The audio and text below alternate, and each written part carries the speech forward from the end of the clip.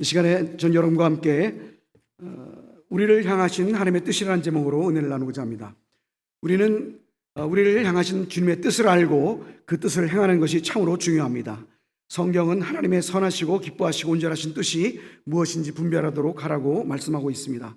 오늘은 우리를 향하신 주님의 뜻을 살펴보는 시간을 갖고자 합니다. 첫째로 하나님의 뜻을 행하신 예수님에 대해 살펴보겠습니다. 예수님은 내게는 너희가 알지 못하는 먹을 양식이 있느라 하시며 나의 양식은 나를 보내신 이의 뜻을 행하며 그의 일을 온전히 이루는 것이라 하셨습니다. 그것은 십자가 대속함을 통한 인류 구원의 일이었습니다. 그것이 예수님을 향한 아버지 하나님의 뜻이었습니다. 예수님께서도 육신의 몸을 입고 있는지라 겟세마네 동산에서 기도드리실 때 이때가 자기에게서 지나가기를 구하여 아버지여 아버지께는 모든 것이 가능하오니 이 잔을 내게서 옮기시옵소서. 그러나 나의 원대로 마시고 아버지의 원대로 하옵소서 하며 기도하셨습니다. 요한복음에도 예수님의 심정을 잘 알려주고 있습니다. 지금 내 마음이 괴로우니 무슨 말을 하리요? 아버지여 나를 구원하여 이때를 면하게 하여 주옵소서. 그러나 내가 이때를 이를 위하여 이때에 왔나이다. 아버지의 뜻을 아신 예수님은 아버지의 뜻에 순종하여 십자가를 통해 인류 구원의 길을 다 이루셨습니다. 예수님께서 십자가에서 다 이루었다 하시며 인류 구원의 길을 여심으로 그 결과로 우리가 오중복음 삼중축복을 누리며 살 수 있게 되었습니다. 예수님의 십자가를 통한 아버지 하나님의 뜻에 대한 순종이 개인과 가정 그리고 나아가 사회, 국가, 세계를 변화시키게 된 것입니다. 저희 가정의 변화의 간증입니다. 저희 가정은 원래 불교 가정이었습니다. 어릴 적 부모님 따라서 절에 간 기억이 있고 형들이나 누나들이 학교 시험 칠 때는 시험 보러 가기 전에 흰 종이에 뭐라고 붓으로 쓴 것을 태운 것을 물에 넣고 마시게 하는 것을 보았습니다. 그처럼 복음의 진리에 대해서 무지한 가정이었습니다. 그러나 복음의 빛이 우리 가정에 들어오게 되었습니다. 먼저 부모님이 남산 감리교회를 나가시고 그 후에 어머님이 친구 따라서 처음으로 서대문 순복음교회를 나가셨습니다. 제가 초등학교 1학년 되었을 때 서대문 순복음교회에서 돌아오신 어머님에게 희한한 일이 벌어졌습니다. 한국말을 못하시고 자꾸 랄랄랄라만 하시는 것이었습니다. 저희 가족은 너무 놀랐습니다. 어머님이 돌아버린 줄 알았습니다. 저도 너무 놀라서 어머니 도신 줄 알고 막 울려고 했습니다. 가족들이 모두 어머니를 정신병원으로 옮기려고 할 때 어머님은 그러지 말라고 하시는데 그것이 계속 랄랄랄라만 하시는 것이었습니다. 다행히 그때 저희 집에 성령 침례와 방언에 대해 아시는 분이 손님으로 계셨습니다. 그분이 지금 어머님은 방언을 받으신 것이라고 정말 좋은 것이라고 알려주었습니다. 그 이후 어머님은 힘있는 신앙생활을 하셨고 어머니의 영적인 영향으로 우리 가족 모두가 예수를 믿게 되었습니다. 저희 가족은 10남매 4남 6녀인데 자녀 6명 중에서 5명이 사모가 되었고 또 사모 중에 1명은 목사가 되었습니다. 형제 4명 중에 제가 목사 선교사가 되었습니다. 할렐루야. 주님께 영광입니다. 예수님께서 십자가를 통해 구원의 길을 여시고 오중복음 삼중축복을 주신 결과 예수를 믿는 우리 가족 전체도 변화받아 천국 백성이 된 것입니다. 한국이 복음을 듣기 전에는 복음의 진리를 몰라서 성황당이나 큰 나무 앞에 물을 떠놓고 비는 행위, 즉 우상을 섬기며 창조주 하나님, 구원의 하나님을 모르고 저주와 가난 가운데 살지 않았습니까? 그러나 하나님의 은혜로 140년 전 이 땅에 복음이 전파되고 그 복음을 받아들이고 예수님을 구주로 모셔드린 결과 한국에 하나님의 큰 복이 임하게 된 것입니다. 지금은 선교사들을 파송하는 선교육과가 된 것입니다. 예수님께서 아버지 하나님의 뜻에 순종하신 결과 그 십자가 보혈의 공로를 힘입어 개인과 가정, 사회, 국가, 세계가 변화될 수 있게 된 것입니다. 둘째로 그러면 우리를 향하신 하나님의 뜻은 무엇일까요? 예수님께서 구원사역을 100% 다 완성하셨습니다. 우리가 구원사역을 위해서 새롭게 무엇을 하는 것이 아닙니다. 예수님께서 행하신 구원사역에 0.0001%도 더할 수가 없습니다. 우리는 예수님께서 완성해 놓으신 오중복음과 삼중축복을 누릴 뿐만 아니라 또 그 오중복음과 삼중축복을 다른 사람들에게 전달하면 되는 것입니다. 많은 사람이 그 복된 소식을 듣지 못하여 하늘의 복을 누리지 못하고 있습니다. 복음을 모르는 곳이 바로 선교지인 것입니다. 예수님은 너희는 온 천하에 다니며 만민에게 복음을 전파하라 하셨습니다. 그러므로 일반적인 주님의 뜻은 영혼 구원과 선교와 하나님 나라 확장인 것입니다. 저희 사역지에는 토요일마다 전도사들과 신학생들이 전도하는 시간을 갖습니다. 오후 3시에 강의실에 모여 전도를 위해 합심 방언 기도를 드린 후에 전도하러 떠납니다. 저희 팀은 공원으로 떠납니다. 공원에서 저희 전도 타겟은 히잡을 쓴 여인과 벤치에 함께 앉아있는 남성입니다. 먼저 남성의 옆자리에 앉기를 요청한 후에 앉으라고 하면 앉아서 제일 먼저 하는 질문이 예수님의 돌아가심의 이유에 대해서 들어봤습니까? 이렇게 질문합니다. 그러면 거의 대다수가 못 들어봤다고 합니다. 그러면 제가 알려드리겠습니다 하면서 모든 사람이 태어날 때 죄를 가지고 태어납니다. 죄의 삭은 사망이라 모든 사람이 지옥으로 향해 갑니다. 죄를 없애려고 하나 죄를 지울 수 없습니다. 죄를 없앨 방법이 있을까요? 있습니다. 그것은 죄 짓지 않은 분이 죄를 없이 할 수 있습니다. 그러면 이 세상에 죄 없는 분이 있을까요? 있습니다. 예수님은 죄를 짓지 않으셨으나 나의 죄, 당신의 죄, 당신 친구의 죄, 70억 모든 인류의 죄를 담당하시고 십자가에서 돌아가셨습니다. 죄 없는 보혈이 뿌려졌습니다. 누구든지 예수를 믿으면 죄사함과 구원을 얻게 됩니다. 이것이 예수님의 돌아가심의 이유입니다. 3일 후에 예수님이 살아나시고 승천하셔서 앞으로 믿는 자를 데리러 오실 것입니다. 예수를 믿고 구원받기 바랍니다 하면 처음 복음 소식을 접한 거의 모든 사람들이 고맙다고 이야기합니다.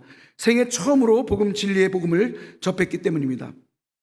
그런데 전도할 때 나는 이슬람 사람입니다 하면 간증을 하는 것이 좋습니다. 왜냐하면 마음문을 닫고 있기 때문에 간증을 하는 것이 부담 없이 들을 수 있습니다. 저는 병난 간증을 합니다. 어렸을 때 저는 빈혈이 있어서 어머니가 저를 종종 병원에 데리고 가곤 했습니다. 1978년 3월 3일 금요일에 저희 청년 때에 극심한 빈혈이 있었습니다. 몸이 차고 얼굴이 하얘지고 피기가 없고 기운이 하나도 없을 때 사탄이 뭐라고 하냐면 너 오늘 죽을 것이다 이렇게 말했습니다. 그때 두 가지 생각이 뒤따랐는데 그것은 내 몸을 의사에게 맡기라는 것과 너희 몸을 영혼의 의사이신 주님께 맡기라는 것이었습니다. 그때 두 번째 생각인 제 몸을 주님께 맡기기로 하였습니다. 그러자 조금 나아졌습니다. 가까운 곳에 여의도 수목원교회가 있었고 철회 예배를 드리고 있었습니다. 제일 뒷자리에 앉아서 너무 힘이 들어서 설교를 들을 수가 없었습니다. 설교를 마친 후에 목사님께서 아픈 이가 있으면 따라하라고 했습니다.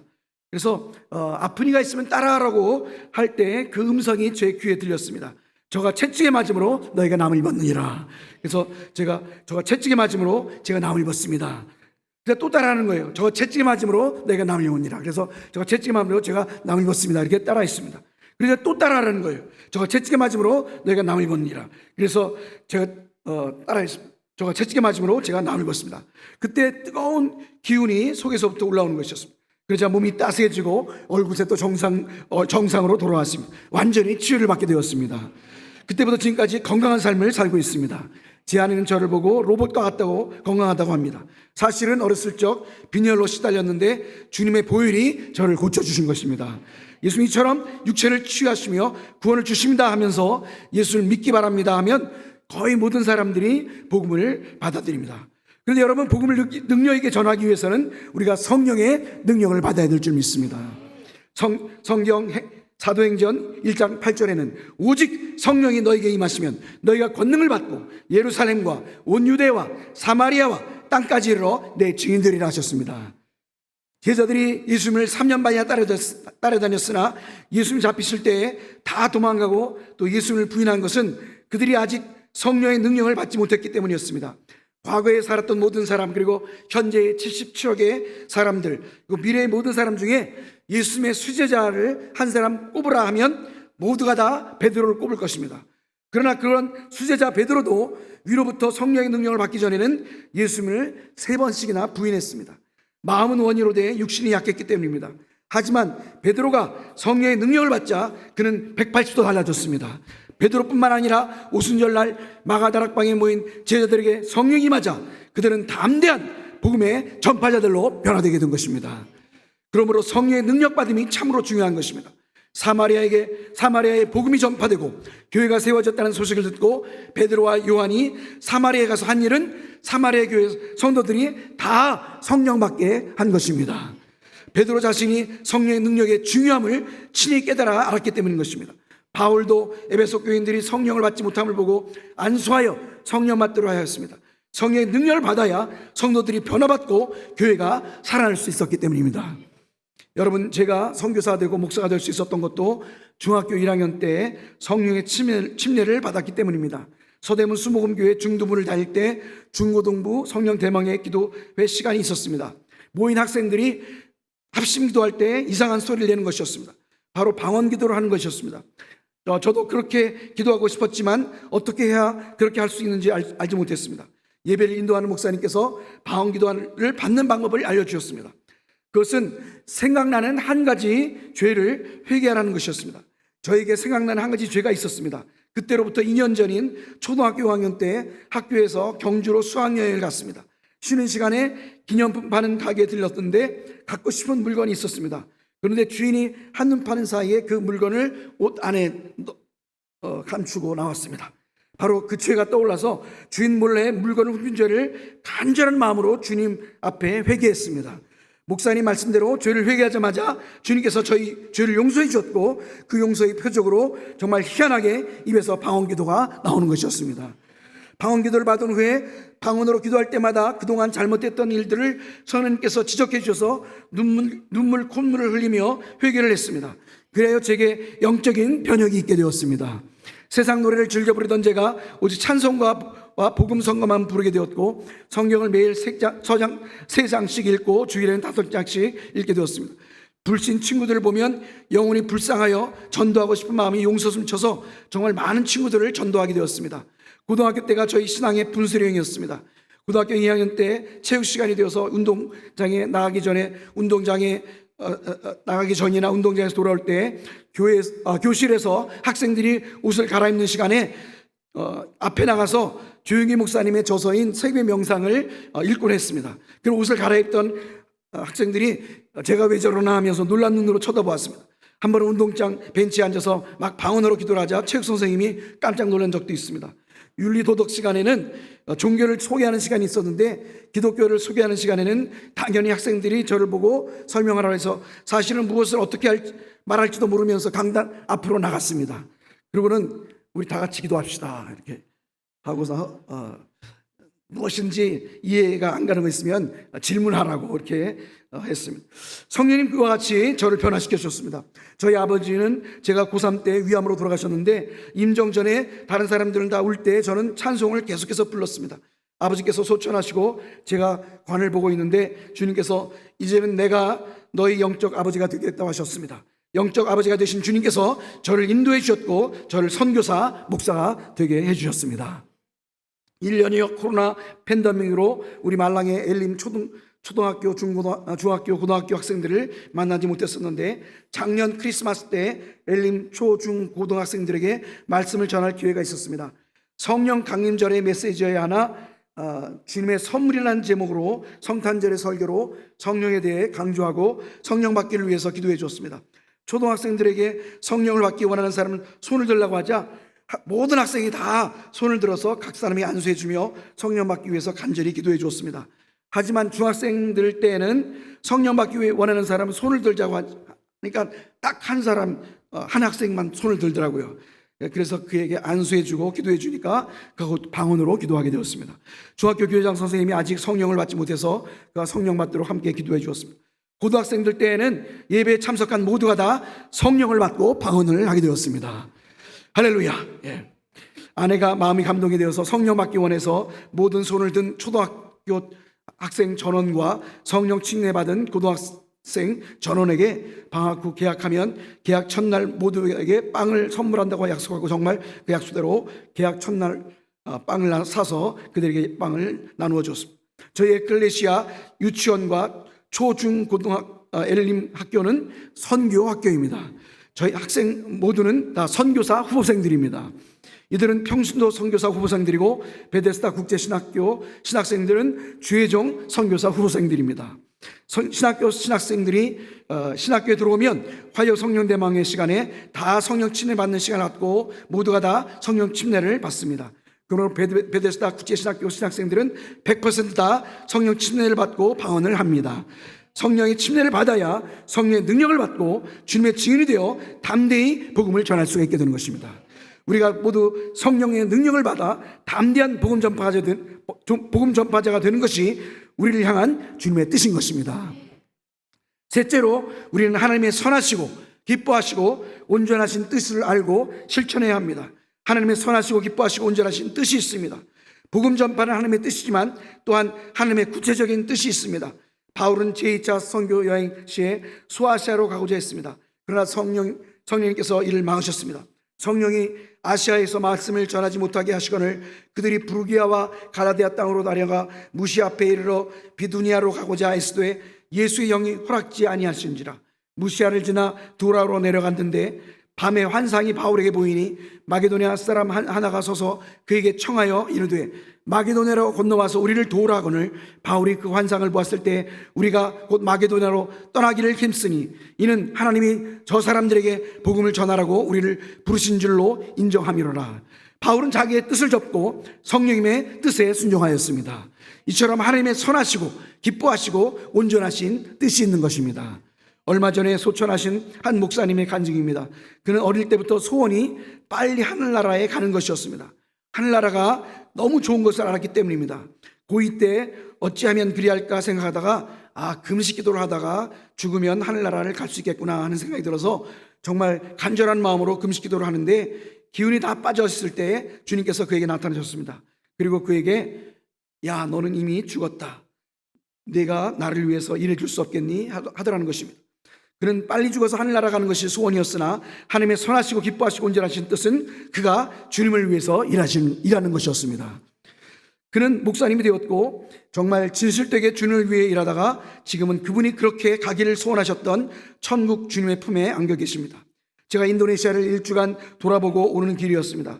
비행기가 김포공항에 착륙하려 하는데 창문 우측을 통해 보니 많은 빨간 십자가들이 보였습니다. 지금 위아래로 많은 불빛이 있는 것처럼 빨간 십자가 불빛이 보였습니다.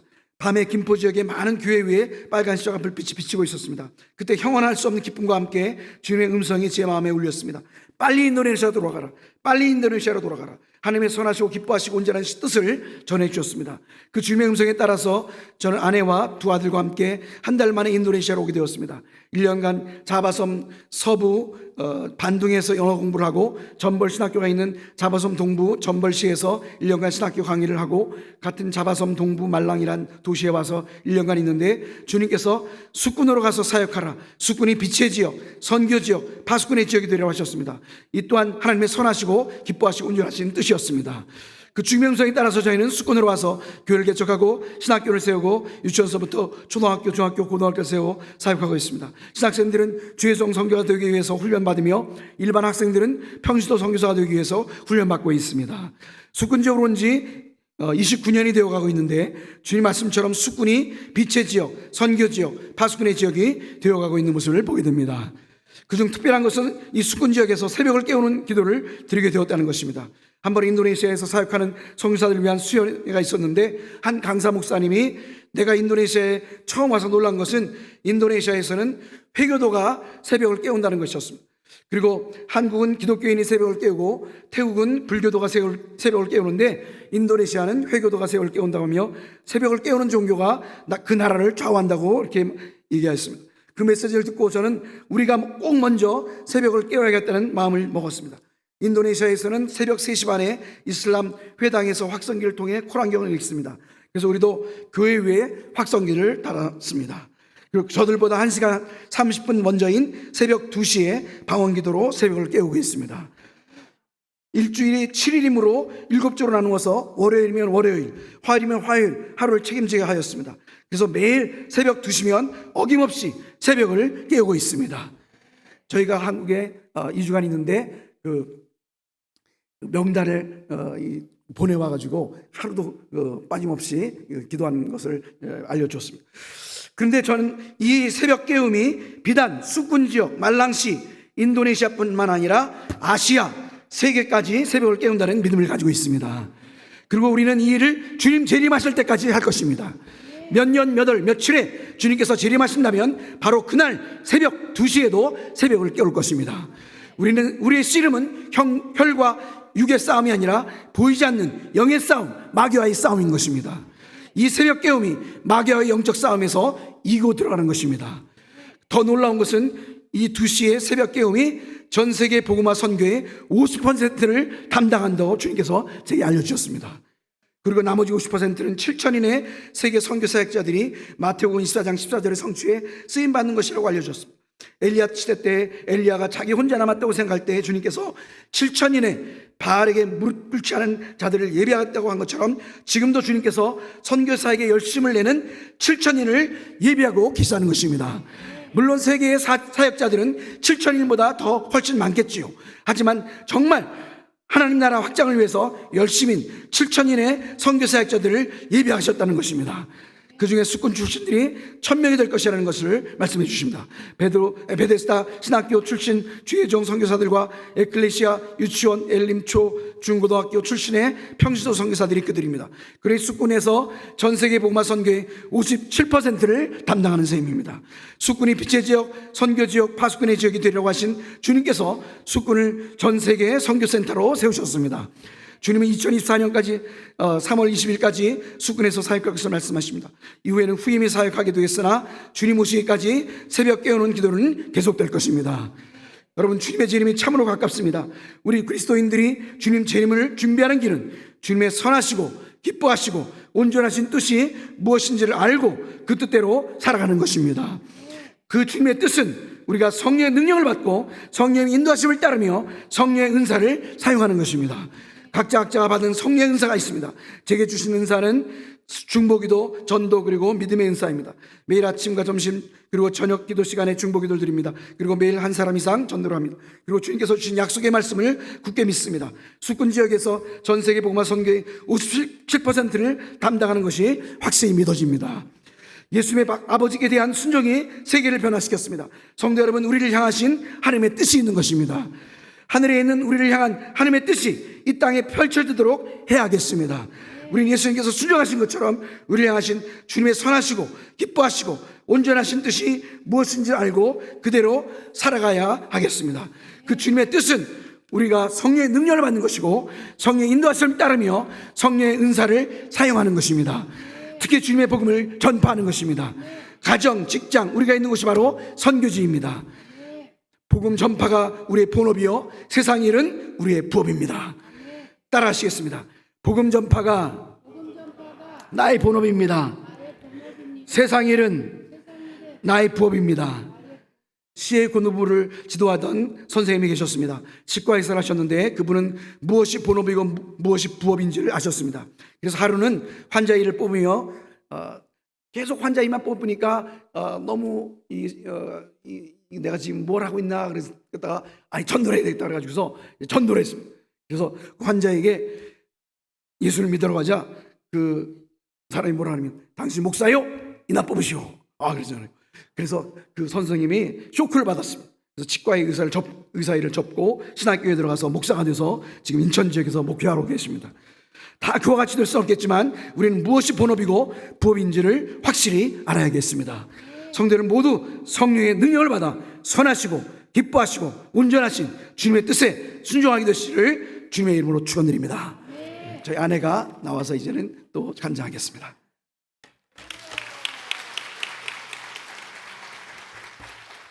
할렐루야. 남편 따라 인도네시아 가서 선교사가 된 김혜경 선교사입니다. 1985년 남편을 달라고 기도했습니다. 그때가 나이가 23살이었습니다. 엄마가 하도 결혼 기도를 해야 된다고 성화를 해서 할 수 없이 기도를 시작했습니다. 너무 헷갈렸습니다. 어떤 남자를 달라 그래야 될지, 잘생긴 사람을 달라 그럴까, 돈 잘 버는 사람을 달라 그럴까, 어떤 조건을 내걸어도 내 마음에 평강이 없었습니다. 돈 잘 벌어도 망할 수가 있고, 잘생겨도 나이 들면 다 소용없고, 관리만 힘들고, 도대체 어떤 남자를 달라 그래야 내가 결혼을 잘할까 고민하다가 하나님이 지혜를 주셨습니다. 당대에 1985년 당대에 한국인, 저는 외국인하고 결혼할 자신이 없었어요. 영어도 안 되고 한국 사람끼리도 싸우는 마당에 문화도 언어도 안 통하는 외국인하고 살 자신이 없어서 당대에 한국인 총각 중에 유부남 빼고 하나님이 가장 사랑하는 남자를 나를 주십시오. 어때요? 기도가 너무 멋있지 않아요? 그래서 받은 사람이 바로 한치한 선교사 아닙니까? 근데 그 대가가 그렇게 클 줄은 몰랐어요. 왜냐하면요, 저는 기독교 3대 집안에서 자랐어요. 저희 할아버지도 교회 개척하시는 분들 많이 돕고, 늘 제가 어렸을 때 이모들이 모여서 간증을 했고요. 제가 초등학교 때인가, 초등학교도 더 어릴 때 안희숙 여사의 죽으면 죽으리다라는 책이 나왔는데 엄마가 늘 그걸 읽어주셨어요. 그래서 그리고 저희 집안은 주일날에는 물건을 사면 안 되고요. 쇼쇼쇼도 보면 안 되고요. 텔레비를 틀어서도 안 되고요. 그러니까 거의 수도원 같았어요. 그런 집에서 자라다 보니까 사모가 너무 되기가 싫은 거야. 그때 당시에 사모님들은 막 촌스럽고 맨날 그냥 기도 못 피고, 그래서 제가 기도를 했잖아요. 당대 한국인 총각 중에 하나님이 제일 사랑하는 사람인데 주의종 말고. 근데 제가 만났을 때 주의종이 아닌 거 있죠. 그래서 저는 하나님이 제 기도에 응답한 줄 알았어요. 그땐 교수님이었거든요. 그래서 우리 하나님 역시 내 기도에 응답하셨어? 그리고 1986년 2월 16일 날 결혼을 했어요. 그러고 나서 3년을 살았잖아요. 그리고 그 3년 동안 제가 한 건 아무것도 없어요. 아들 둘 만났어요. 그랬더니 그때 가서 고백하는 거예요. 자기가 고등학교 때 선교사가 되기로 헌신을 했대요. 그 자꾸 나한테 눈만 뜨면 해외에서 사는 건 어떨까? 절대 안 돼. 자꾸 이상한 소리를 하는 거예요. 그리고 화요 기도 모임에 나가고. 그러더만은 자기는 선교 소명에 따라서 선교를 해야겠다는 거예요. 와, 너무 세잖아요. 전도사 시절도 거치지 못했는데, 실습 시절도 못 견뎠는데, 난 교수 부인인 줄 알고 대학교 졸업하기 일주일 전에 결혼해서 직장 생활도 해본 적도 없고 세상 경험도 하나도 없고 집, 학교, 교회 딱 3군데밖에 모르는데 해외에서 살 생각을 하니까, 그것도 동남아시아, 그것도 인도네시아. 1990년에 인도네시아가 유명한 나라가 아니었어요. 동남아시아 여행이 없었어요. 패스포드 만드는 것도, 패스포드 가진 사람도 거의 없었어요. 그때 인도네시아를 간다는 거예요. 근데 또 저는 어려서부터 엄마한테 배운 게 있어요. 하나님이 원하시는 건 100% 순종해야 된다. 제일 미련한 게 맞고 말 듣는 자녀다. 그 꼭 맞아야 또 움직이는 애들 있잖아요. 나머지 공부하는 애들. 저는요, 제가 기억하지 않는 거, 제가 무의식 중에 한 거 빼고 의식적으로 지금까지 하나님한테 순종 안 한 게 없는 것 같아요. 왜냐하면 불순종하는 게 순종하는 것보다 더 힘들어. 왜냐하면 초등학교 1학년 때부터 11조 떼는 걸 배웠어요. 엄마 아빠가 집을 팔면은 항상 마루에서 전자계산기 갖고 차익을 계산을 해서 11조 먼저 띄고 감사헌금 띄고, 집을 이렇게 크게 늘릴 수 있는데 헌금 다 띄다 보면은 조금밖에 못 늘려. 그래도 항상 그 길을 택했어요. 그리고 저희가 단독 살 때는요, 그 여리고성 돌게 하는 것처럼 집 팔으려면 집 주위를 또 이렇게 돌았어. 집 빨리 팔리게 해달라고. 그러니까 어려서부터 늘 그런 걸 보고 컸어요. 그래서 돈에 대한 욕심이라든지 하나님께 드릴 걸 도둑질한다든지 하나님의 명령에 불순종하는 거는 머릿속에 아예 프로그램 자체가 프로그래밍이 되어 있지 않은 것 같아요.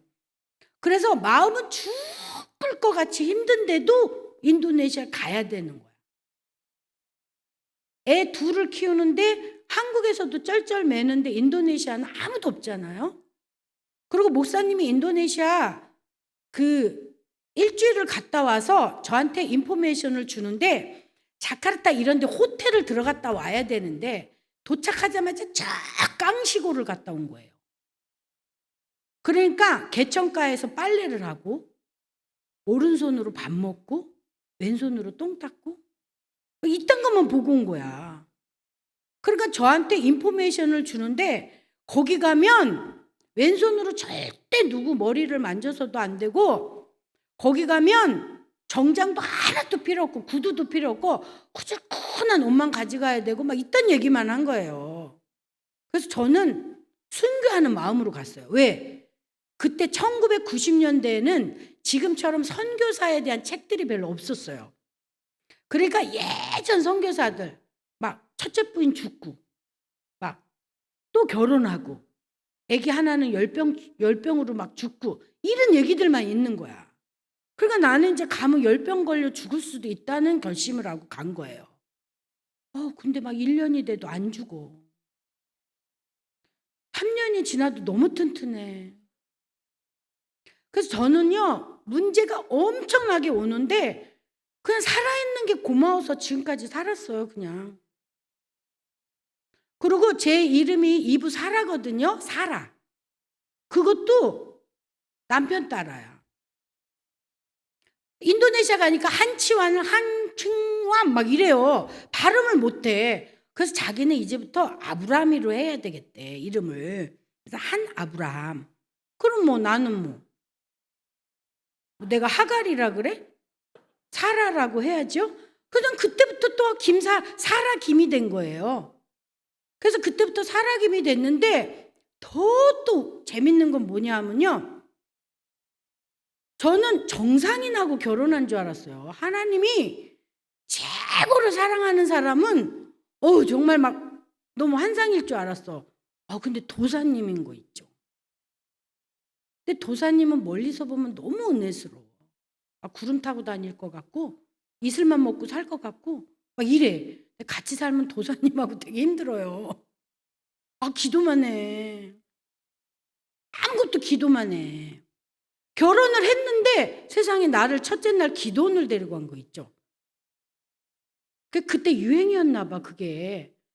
첫째 날은 기도원에 가서 또 엘리야 고지에 나를 끌고 가서 흰 종이와 볼펜을 주면서 하나님께 받은 걸 적으래요. 뭘 받아 추워 죽겠는데. 우리 가정이 앞으로 어떻게 살아야 될지 받아서 거기다 적으래. 그래서 저는 뭘 적었는지 몰라요. 또 기독교 3대째 집안 주소들은 풍어로 많아갖고 뭐 그럴듯하게 문장을 쓴 것 같아. 그래서 통과돼서 내려왔어요. 그리고 그 다음날 제주도를 데려갔어요, 저를. 신혼여행 때. 근데 자기가 신혼여행 기금으로 갖고 온 돈을 자기는 또 하나님한테 서운한 게 있대. 10에 3조를 내기로. 그러니까 하나님이 당대 최고로 사랑하는 총각은 부인 될 여자 몰래 하나님하고 약속한 게 너무 많아. 왕짜증이에요.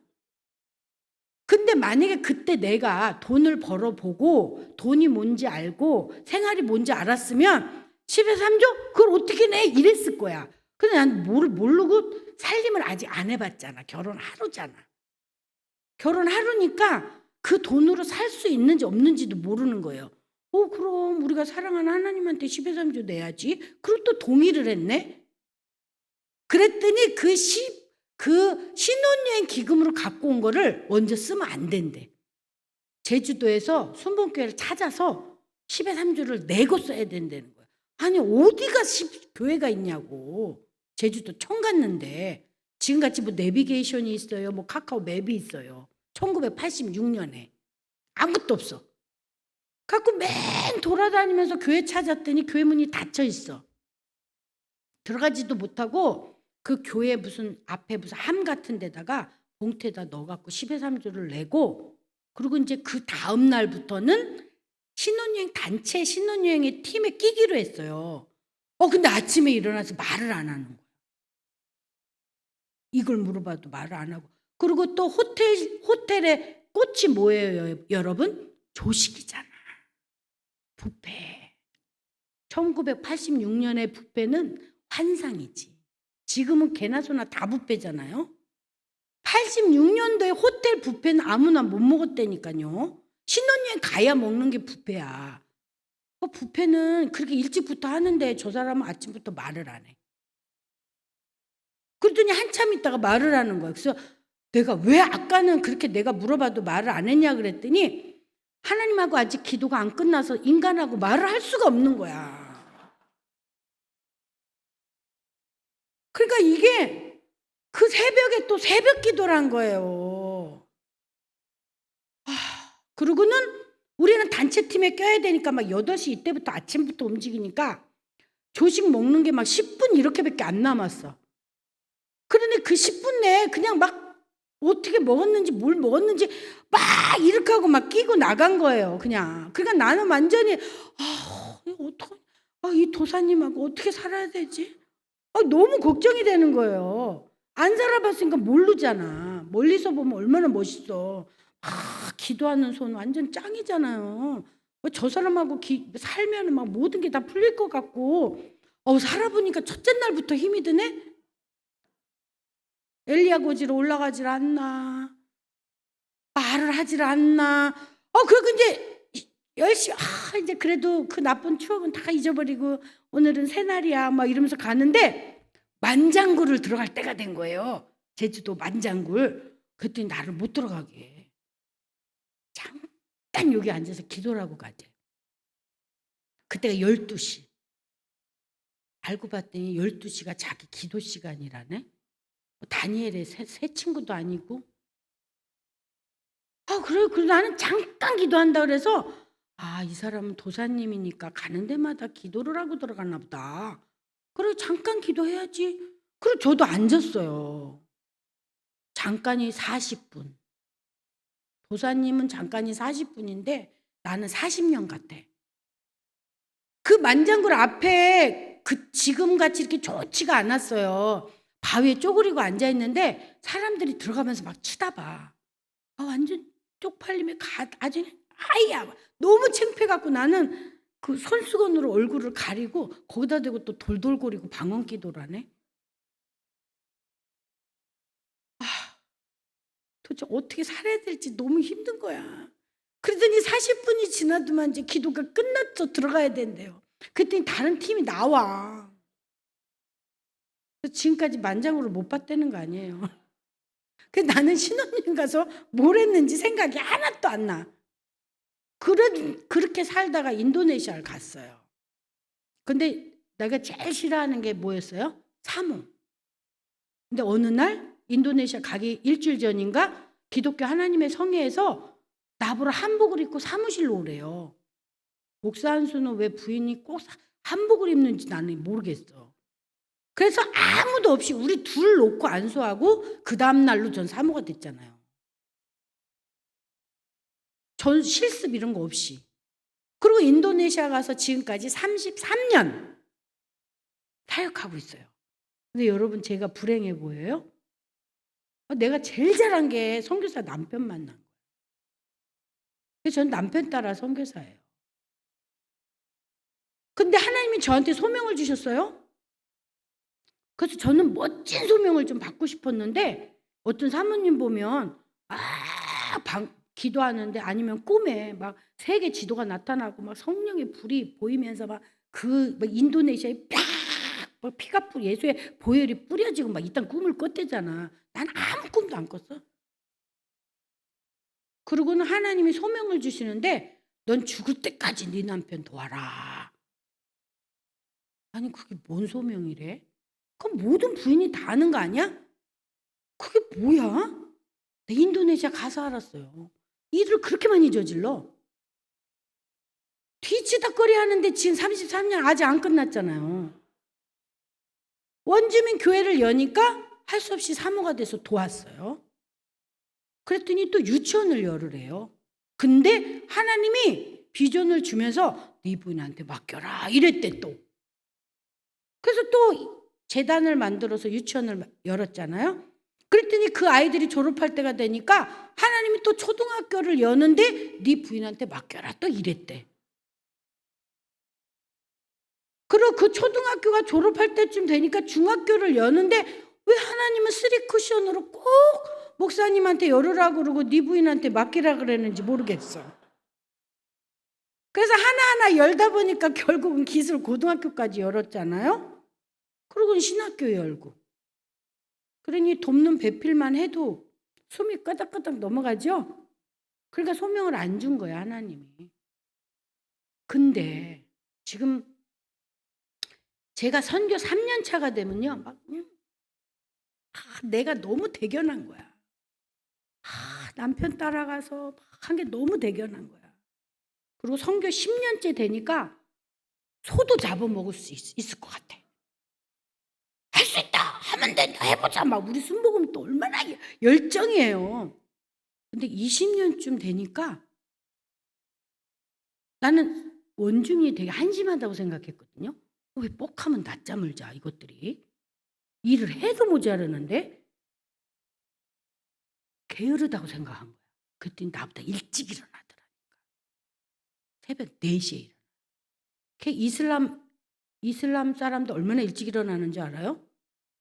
1교시가 6시 45분이에요. 유치원 애들이. 걔네만 몇 시에 일어났겠어요. 그러니까 낮잠을 자줘야 되는 거야. 그리고 내가 보니까 그 사람들 게으르지 않아요. 부지런해요. 그리고 나는 그때 내가 얘네를 사람을 만든다라고 생각을 했어요.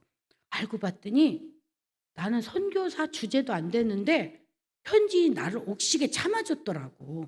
인내와 끈기로. 그래서 성령님과 남편과 현지인이 나를 선교사 만들었더라니까요. 그 지금 생각하니까 과거가 너무 창피한 거야. 너무 창피한 거예요. 그래서 30년이 지나니까 이순신 장군님이 백의종군 했잖아요. 처음부터 다시 시작했잖아. 그래서 이제 선교 2년 차. 30년 한 바퀴 돌고 2년 차. 그냥 모든 게 감사해. 그리고 현지인이 너무 이뻐. 그렇게 진상 같은 나를 안 내쫓고 지금까지 견뎌줬어. 니들이 날 선교사 만들었다, 야. 그래서 간증을 하면요, 내 부족한 것밖에 안 보여요. 나 10년 전에 여기 왔잖아요. 너무 잘났어, 내가. 너무 할 말이 많아. 근데 지금은 하나님이 나를 알았잖아. 뭘 열심히는 했죠. 근데 열심히 안 사는 사람이 어딨어? 그리고 고생 안 하는 사람이 어딨어?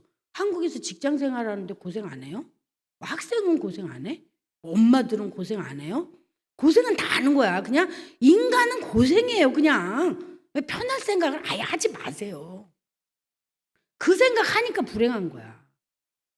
그냥 빡시게 살 생각하면 그냥 이래도 감사. 어차피 빡시게 사는데 선교사 된 게 얼마나 감사해?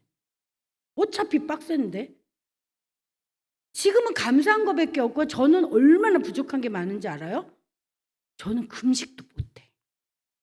금식을 하면 영성이 깊어져야 되는데 나 야성이 돌아갔고 짜증과 분노가 여기서부터 솟아. 내가 왜 밥을 못 먹을까? 그러고는 막 하나님께 음성을 듣고 레마를 적어야 되는데 먹고 싶은 음식 리스트를 적어. 그러니 이 삶을 어쩔겨. 우리 목사님이 금식을 잘해요. 근데 목사님은 나보러 먹으래. 그래서 참 도사님 남편 만난 거 너무 감사해요. 도가 통하니까 부인은 먹으래지. 도가 안 통한 목사는 사모가 돼갖고 목사가 금식을 하는데 응? 막 더 하라 그러지. 난 3일 하는데 너는 5일 해라 막 이래버리면. 주님 저를 차라리 데려가시옵소서 그러지. 그리고 전 새벽에 잘 못 일어나. 새벽에 일어나면 하루 종일 머리가 아파. 그래서 내가 사모 안 된다고 한 거야. 근데 우리 목사님은 자기가 잠을 안 자는데 내가 자면 그 기운이 이렇게 자기한테 가갖고 자기가 쌩쌩하대. 그래서 목사님을 쌩쌩하게 하기 위해서 내가 자야 돼.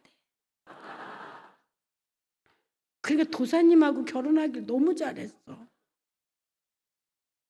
근데 우리 현지인은 나 새벽기도 못한다고 안 내쫓았잖아. 전도사들 다 금식하는데 사모 혼자 먹는데 안 내쫓았잖아. 근데 저는 성도들한테 다 말해요. 그냥 나 이런 사람이라고. 죽이든 살리든 마음대로 하라고 그냥. 하나님께 너무 감사하고요. 여러분, 제가 지금 나이가 60이거든요. 인생을 91년, 제가 이제 30년 더 살고 천국 갈 거예요. 근데 저는 신천지가 아니라, 제가 제 수명을 아는 게 아니라, 목사님이 자꾸 자기는 96에 하늘나라 갈 것 같으대요. 근데 꼭 내가 같이 죽어야 된다네. 꼭 하늘나라를 같이 가야 된대. 그래서 내가 당신 먼저 가고 우리가 5살 차이니까 나도 96에 가면 안 될까? 5년만 자유롭게 살다 안 된대. 같이 가야 된대. 그래서 할 수 없이 30년 남았어요. 그래서 이 남은 30년은 가는 데마다 내가 부족한 걸 말하고, 내가 부족한 걸 말할수록 하나님의 완전하심이 드러나요. 왜?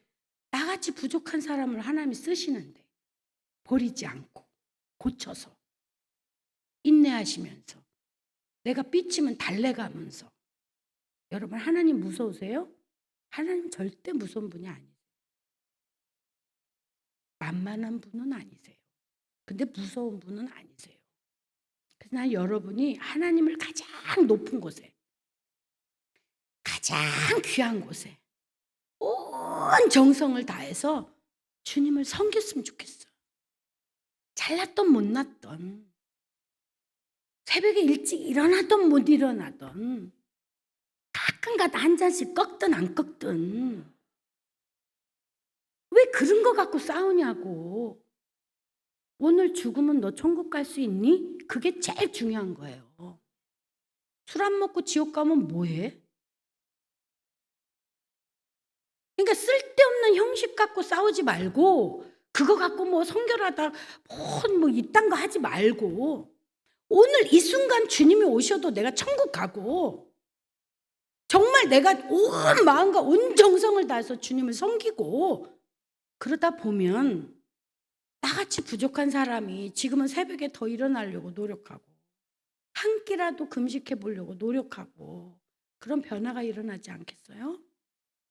그래서 여러분의 지체들, 여러분의 오른쪽 왼쪽 사람을 세상 사람의 잣대로 평가하지 마세요. 하나님을 가장 사랑하고 하나님께 마음을 드리는 그 여인이, 부족한 여인이, 사람들한테 손가락 받는 여인이 옥합을 깨서 주님의 죽으심을 예비한 것처럼 주님 앞에 여러분을 다 드려버리세요. 쓸데없는 것 갖고 자랑하지 말고, 쓸데없는 것 갖고 너는 된다 안 된다, 너는 뭐 성결하다 아니다, 이딴 거 하지 말고, 정말 내 인생과 내 모든 것을 바치기에 그분은 합당한 분이세요. 난 주님을 찬양을 불러도 내 목소리가 제일 크게, 내 손이 제일 높게, 내 심장이 덜덜덜덜 떨릴 때까지 주님을 섬기고 주님을 찬양하는 그런 우리 모두가 됐으면 좋겠어요.